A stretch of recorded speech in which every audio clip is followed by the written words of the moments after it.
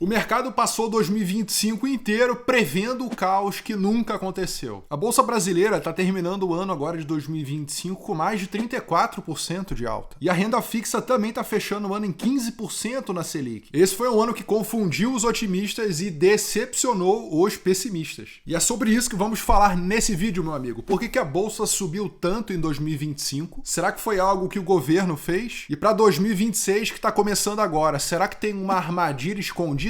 Fica até o final desse vídeo para você saber tudo como fechou 2025 e qual é a minha visão para 2026. O que não aconteceu em 2025 pode ser empurrado para 2026, muita atenção. E antes de começar, um aviso importante para você. Esse vídeo e o meu canal no geral, ele nunca vai estar defendendo político A ou político B. Até porque investidor não é torcedor. Quem torce acaba se deixando levar pelas emoções. E o investidor inteligente tem que se posicionar de forma tática, usando a racionalidade. E não te custa lembrar que tudo que eu falo aqui no meu canal não é recomendação de compra, de venda, é minha opinião pessoal como investidor e como mentor de outros investidores, beleza? A verdade é que poucos entenderam o jogo que foi jogado agora em 2025. Muito se discutiu sobre o governo, sobre os gastos, mas nunca se buscou entender exatamente o que aconteceu que fez a nossa bolsa subir ao longo do ano de 2025. E esse vídeo está dividido em 5 blocos principais, que a gente vai falar o que aconteceu em 2025 e qual a perspectiva minha para 2026. Vamos falar sobre juros, vamos falar sobre gastos públicos, vamos falar sobre eleições, volatilidade, tudo bem completo com a minha visão para que você possa entender o que está acontecendo agora na Bolsa de Valores. Vou começar falando sobre renda fixa, né? 2025 foi o ano do conforto para quem investe na renda fixa, né? Nós subimos o ano inteiro de 2025, fomos de 13,25% a nossa taxa Selic para agora nos 15%. Então, ao contrário do que muita gente achava, a nossa Selic subiu. E esse aqui, por exemplo, é o Tesouro Selic para o vencimento 2031. Observe como é que ele foi aqui de 15.886, né, o título, até o valor agora de 17.972. Então, tendo investido aquele valor, você teria esse valor agora. Então, subiu bastante a nossa renda fixa no ano inteiro de 2025. Não só o Tesouro Selic, hein? Observe também que o Tesouro IPCA também subiu ao longo do ano. Geralmente o Tesouro IPCA tem correlação com a Bolsa, com o índice Bovespa. Dificilmente você vai ver um subindo e o outro caindo no horizonte de um ano, claro, né? Então observe como o preço do nosso título IPCA longo, né, de 2050, né, para daqui a 25 anos, ele foi de 700 e pouco para agora aqui no valor de 866. Então teve alta na Selic, teve alta também no Tesouro IPCA, teve alta na Bolsa. Então realmente foi um ano modo fácil, né, para os investidores. Como é que vai ser 2026? Vai me acompanhando. O lance é o seguinte, o governo Lula sempre deixou bem claro que aquela Selic elevada, igual você tá vendo aí, por exemplo, nessa matéria, né? A Lula diz que não há justificativa para a Selic estar em 13,75% ao ano. Então, nem estava em 15 ainda, e ele já estava reclamando, achando que estava muito alto. Só que não tem como baixar os juros assim na canetada de forma inorgânica, né? Com os gastos públicos crescendo. Então é isso que precisava ser feito antes, e não foi feito. Então o mercado tinha esse pavor de que realmente ele dizia que ia cortar o juro na marra, ia dar um jeito de intervir no Banco Central. Não foi o que aconteceu. Olha essa matéria agora. Lula diz estar sentindo o cheiro de corte na taxa de juros, mas nega pressão sobre Galípolo. Então, se antes ele estava atacando e falando que não ia intervir, agora ele já recuou e falou, não, deixa agora o Banco Central, o Galípolo, deixa o pessoal fazer o trabalho deles ali para manter tudo certinho, pelo menos é o ano de eleição, ele não vai querer criar aí um problema, uma complicação, né? Então, o mercado que achava que o Lula poderia fazer o que o Erdogan fez na Turquia, que é cortar juros na marra, isso não aconteceu. Então muita gente achou que o dólar ia para R$10, muitos gurus aí falando de dólar a R$10, ou falando também que a nossa bolsa iria despencar por conta disso. Então muita gente saiu da bolsa no melhor momento da bolsa. Daqui a pouquinho eu vou falar sobre as ações e a bolsa no geral, estamos ainda no bloco de renda fixa. Importante você entender o seguinte, e o tal do equilíbrio fiscal, o que aconteceu com ele? O que aconteceu é que o gasto do governo brasileiro aqui segue subindo, né? Estamos no recorde de gastos agora no terceiro trimestre de 2025. Vamos ver como é que vai fechar o quarto tri. Provavelmente vai vir com um recorde aí. Então o equilíbrio fiscal foi feito assim. Vamos gastar, observe como o gasto está aumentando cada vez mais e vamos arrecadar mais. Então aí vem os memes, né? Não só 2025, mas 24 e 23 também. Aumento de imposto sequencial em cima dos investimentos, em cima de empresários, em cima dos produtos em si que estão mais caros. Mas agora ele está buscando desonerar o imposto de renda de quem ganha abaixo de 5 mil mensal, que pelo menos é algo razoável. Mas o equilíbrio fiscal, se é que a gente pode chamar de equilíbrio, é gastar mais, arrecadar mais. Tua máquina está acelerada. E qualquer erro aí nesse ajuste pode fazer, nós temos risco fiscal já em 2026. Principalmente se começar a cortar juros antes do tempo. Isso pode fazer a máquina acelerar e ter um certo desequilíbrio. Então, muita atenção se você acha que vai ter movimentos muito drásticos de corte de juros em 2026, beleza? E os bancos estão amando tudo isso, né? Você quer ver o que vai acontecer com o Brasil? Veja quem são os interessados. Não fique buscando olhar na lupa o que está acontecendo com a política, com não sei o quê. Se você entrar na lupa no Brasil, você fica louco. Tem que ver de longe e ver quem são os interessados. Ah, são os bancos, sei lá, o Centrão. A gente tem que observar dessa maneira, porque o Brasil, infelizmente, funciona assim. Os bancos estão ganhando cada vez mais dinheiro com essa Selic elevada. Então, esse governo Lula está sendo o governo dos bancos. É só você olhar as cotações, cara. Segue aí a cotação do YouTube, onde é que tá. Daqui a pouquinho eu vou mostrar o gráfico, mas Itaú não para de subir. BTG Pactual também não para de subir. Então, quem tá falando bem e quem tá agradado pelo momento, tá, né, feliz da vida, não é verdade? Mas esse auê todo financeiro causou alguns escândalos, alguns problemas aí. Como estamos vendo agora com o Banco Master, né? Que o FGC ainda não liberou o dinheiro de quem investiu no Banco Master, tá naquele rolo lá no STF para ver se libera ou não libera a venda, tá uma confusão danada, uma politicagem braba. E quem investiu em renda fixa achando que não tinha risco, tá aí.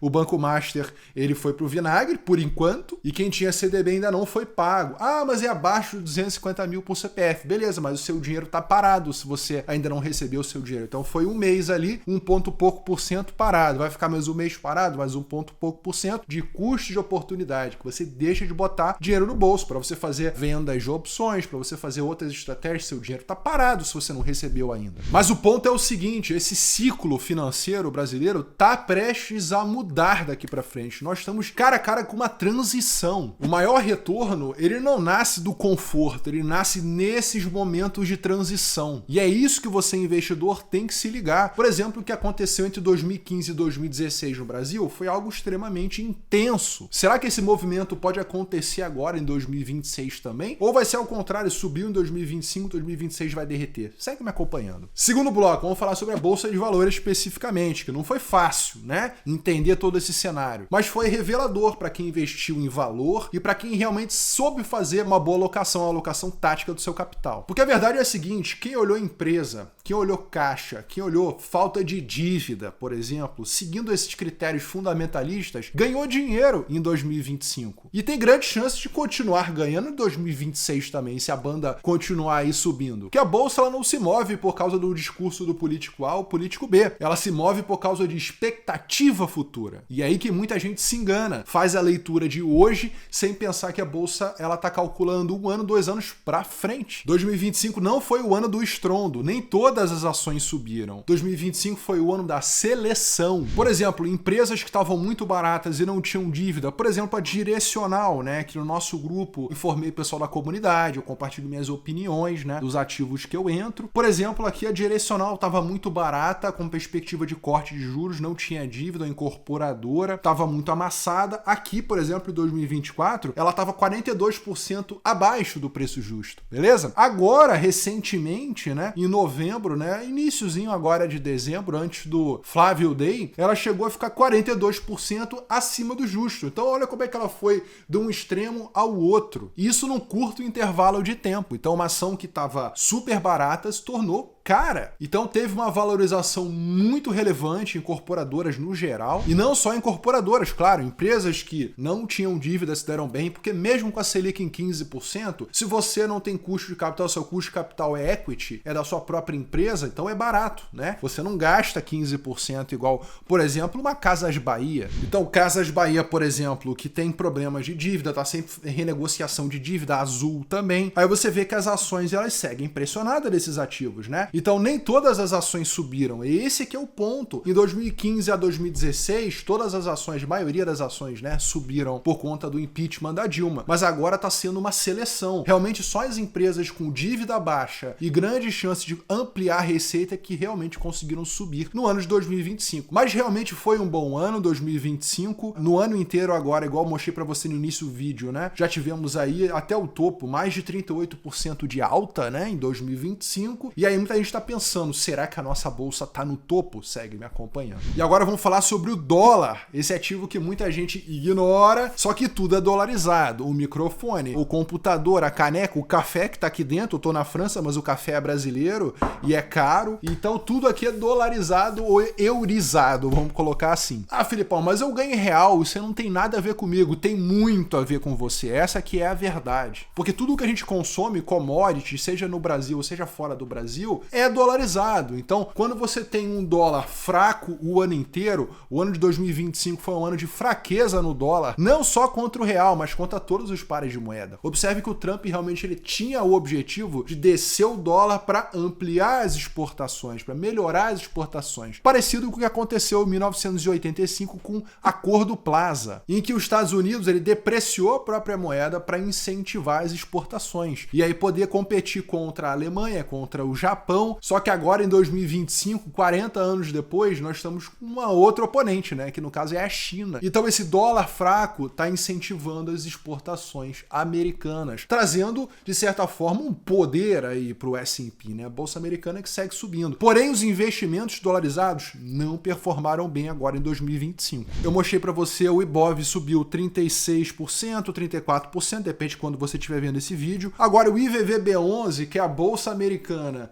em reais, né, que você consegue comprar em qualquer corretora, ao longo do ano, olha como é que mal saiu do lugar, né? Começou aqui em 412 e foi até 431. Subiu 4 ponto poucos por cento. Vamos botar 5%? Dá um chorinho, né? Então a bolsa americana em reais negociada no Brasil subiu 5% e a nossa bolsa também negociada em reais subiu 34%. Então tá vendo a diferença? Quem dolarizou para investir fora não se deu bem em 2025. Porém, quem investiu na bolsa brasileira performou muito mais do que o americano nesse ano. O que acaba sendo uma surpresa. Pô, mas a gente não performa menos? É aí que tá. Quando você fica correndo atrás do próprio rabo, pode ser que você fique girando demais e não chegue no resultado que você quer. Por isso que a diversificação é importante. Se acontecer um risco fiscal, se acontecer algum problema global, uma recessão, isso pode fazer o dólar subir todo novamente. Então, atenção. Quando acontece crise, os investimentos eles retornam para os Estados Unidos. Então, isso faz o dólar subir. E o nosso dolinha, que está ali nos 5,54, se acontece uma crise, realmente ele pode subir muito rápido. Mas como não aconteceu essa crise global, então nós estamos aí num fator ainda abaixo, dólar 5,54, amassado aí o ano inteiro. Olha como é que o ano inteiro o dólar foi de 6,20 para 5,54. Então, quem investiu em dólar teve realmente que fazer a coisa acontecer com mais pressão. E o gringo que investe no Brasil, geralmente ele bota ali no tesouro direto. Ele não vai investir numa ação, né? A maioria dos gringos não investem em ações brasileiras, que são mais especulativas. Quando há uma transição, né, de governo, ele acha interessante investir. Se não, ele deixa ali em tesouro direto, que é risco soberano, é um risco teoricamente menor. Esse é o famoso carry trading, que continua funcionando. O Lula entendeu isso, que se ele marretasse ali a taxa Selic para baixo, canetasse a queda da taxa Selic, né, contra o que o mercado queria, isso poderia fazer o dólar subir muito, trazer inflação e problemas para ele se reeleger. Então ele foi malandro, seguiu ali a cartilha, falou mal, mas ao mesmo tempo o Banco Central continuou independente, fazendo o que tem que fazer. Se está gastando muito, mantém a taxa Selic alta. E quando é que vai haver corte? Vamos acompanhar. Mas foi o governo Lula que fez isso? A bolsa subir agora em 2025? Essa é a pergunta que está todo mundo fazendo, mas essa não é a pergunta certa para se fazer. Porque o mercado financeiro ele não funciona no curto prazo político, que usa essa lupa que você está olhando aí. Ela funciona no longo prazo financeiro. Se você observou os dados fundamentalistas de uma empresa específica e essa empresa estava barata, você fez suas apostas no momento mais adequado, então provavelmente você ganhou dinheiro em 2025. Agora, se você buscou entender, pisar tudo. Ah, não, mas é que o Lula, que não sei, todas as falas do Lula, se você fez uma análise muito complicada, provavelmente você se estrepou. Então, em resumo, quando um ativo está barato, é aí que você tem que estar buscando fazer seus aportes, né? O famoso value investing, não é pagar caro. E falando em caro e barato, quanto que tá a nossa bolsa brasileira realmente? Tá cara ou tá barata? Para responder isso, a gente tem que ver o preço-lucro do nosso índice Bovespa, né? Ali em 2022, né, um pouco ali depois das eleições, né, nós tivemos aí no menor nível, né? O nosso PL estava de 5,17, ou seja, as nossas empresas estavam dando retorno de 5 anos, né? Petrobras, Vale. Então, assim, basicamente 20% ao ano, a grosso modo, né? Vamos pensar assim, vamos até 18%, 18, né? Isso aí que era a expectativa média da nossa bolsa. Então Petrobras, Vale, os bancos estavam baratíssimos nesse nível, só que agora nós já estamos com o PL atual, ó, de 10,61. Então encareceu, quase que dobrou de preço, mas ainda está abaixo do preço médio, né? Se você botar aqui, a nossa média de preço-lucro continua próxima desse nível que a gente está agora. Mas dizer que a nossa bolsa tá barata? Não tá mais tão barata assim. Ela já tá no nível ok, aceitável, não tá uma barganha, porque muitos investidores já se posicionaram por conta de inflação em baixa, por conta de certas perspectivas de mudança. Então esse posicionamento em 2025 foi um posicionamento feito justamente olhando 1 ano, 2 anos para frente, sacou? O político, ele passa, o sistema, ele fica. Por isso que ficar torcendo para político não adianta nada. Olha o seu sistema, como é que você investe, a procura por ações baratas, que não tem dívida, porque isso aí funcionou no ano de 2025, ó, maravilhosamente. O que 2025 ensinou aos investidores? Primeira lição, não existe ativo bom para sempre. Existe contexto. Não adianta você ver uma ação, por exemplo, o Bradesco. O Bradesco teve momentos bons e momentos ruins, né? Há uns poucos anos atrás, desde 2022 até 2023 ali, ele sofreu muito o Bradesco, né? Era um ativo que continuava bom, mas não estava tão bom quanto o mercado olhava. Só que o contexto foi tão positivo para ele estar voltando a subir, voltando a ganhar força, que a gente viu as ações do Bradesco subindo tudo novamente. Então ele teve um momento ali de fraqueza e ganhou força novamente. O mesmo aconteceu com a VEG. Estavam com a expectativa dela subir demais, ela já não subiu tanto quanto imaginavam. Teve até uma correção considerável ao longo de 2025 e agora está voltando tudo novamente. Então é importante você observar essas pedras no caminho, não para ficar fazendo ajuste, mas você entender que você tem que estar ligado no que está acontecendo. Essa regra de buy and forget, né, que é você comprar o ativo e nunca mais olhar ele, pode não bater aí as médias de mercado, beleza? Segunda lição, quem não diversifica, fica refém. Muita gente falou de dólar, Lula vai entrar, dólar vai subir, não sei o quê. Ele até começou a subir um pouquinho, mas ele não aguentou a pressão e caiu por causa dessa questão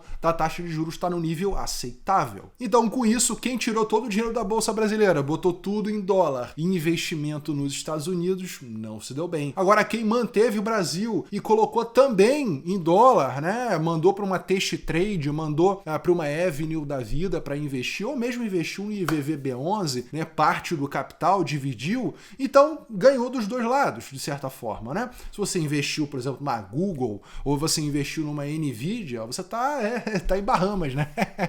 Investiu nas empresas certas americanas, você bateu e muito a nossa bolsa, mas se você investiu no IVVB11, aí você ganhou pouquinho comparado à nossa bolsa, que performou mais. Então essa lição é diversificar, nunca girar, né, loucamente de um lado para o outro de forma mais constante. E a terceira lição e mais importante é, não existe certeza, né? Você vê que o nosso companheiro ali entrou em 2022, tivemos até uma correção ali na bolsa, né? Mas desde então, porque a Faria Lima apoiou de certa forma, os bancos, não vou entrar nesse detalhe, né? Até porque com essa transição pode ser que isso nem vale a pena ser discutido. Mas é que o Lula entrou e a bolsa subiu. Muita gente está dando nó na cabeça, sem entender, querendo encaixar peça. Bolsa não é encaixar peça, não existe certeza. E se você ficar buscando lógica em tudo, você vai enlouquecer na bolsa. E quais são as tendências para 2026? Será que agora vai cair tudo?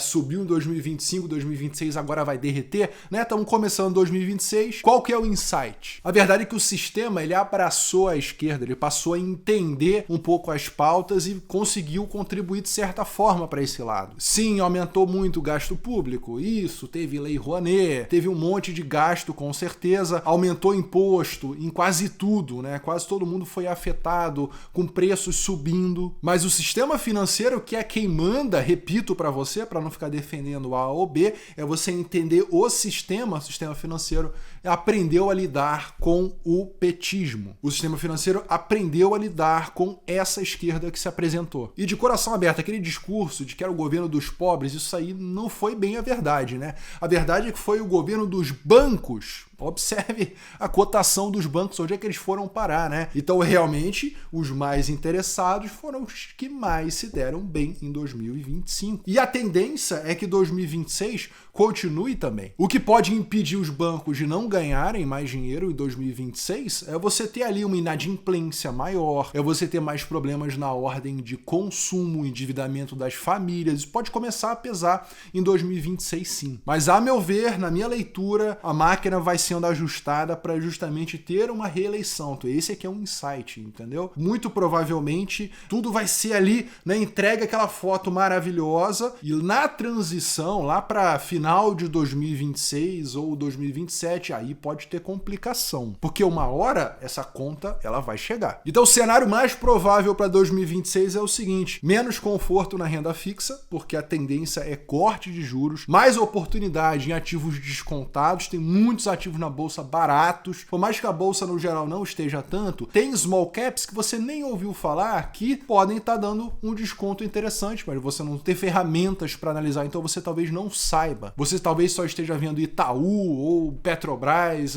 tem mais empresas na bolsa do que as blue chips. E outro cenário probabilíssimo é aumento da volatilidade. Todo ano de eleições no Brasil é alta da volatilidade. Se você opera opções, você já consegue ter uma visão diferenciada do que pode acontecer de fato na bolsa. Eu vou fazer um vídeo específico sobre 2026 para o trader de opções, beleza? Mas em resumo, espera-se um movimento maior. A expectativa de movimento em anos de eleição é muito maior. O quanto que as ações podem mexer positivamente ou negativamente é muito mais elevado do que em anos que não são de eleição. Então 2026 não vai perdoar o amadorismo, comprar qualquer ação, fazer qualquer venda de opções, fazer qualquer investimento, colocar como se fosse, né, uma caixa preta ou um caixa eletrônico. Você bota aqui, tira aqui. Porque 2025 foi, renda fixa em alta, bolsa em alta, muitos ativos subiram, então foi até fácil de investir. Na minha visão, 2026 vai separar os homens dos meninos. Então, buscar valor, ser mais tático nas suas operações e ficar de olho